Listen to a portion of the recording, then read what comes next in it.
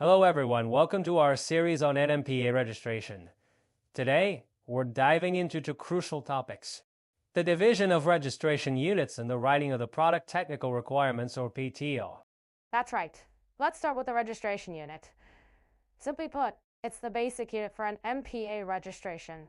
It could be a single product or a group of similar products. So, how do we scientifically divide these units? The key is similarity. Products with similar technical characteristics. Functions and intended use can be grouped together. For example, a series of sterile surgical gloves of different sizes can be one registration unit. Exactly. But what about a surgical robot system? It includes the robot arm, console, and surgical instruments. Can they all be one unit? Good question. If they're sold and used as a single system, they're considered one registration unit. However, if the instruments can be sold separately, they need their own separate registration.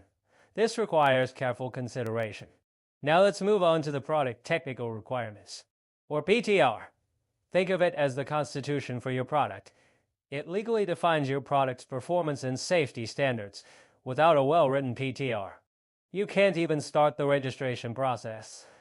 So, what are the key components of a good PTR?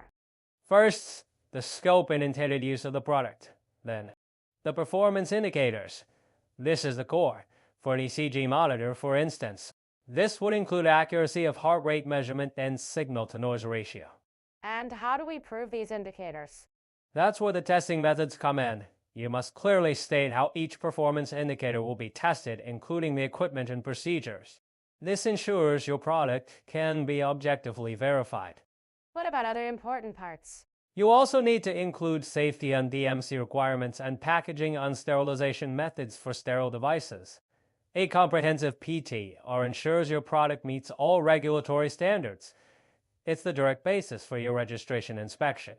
To summarize, a correct division of registration units and a robust PTR are the foundational steps for a successful NMPA registration. Absolutely. Join us in our next video where we will talk about clinical evaluation. See you then. See you.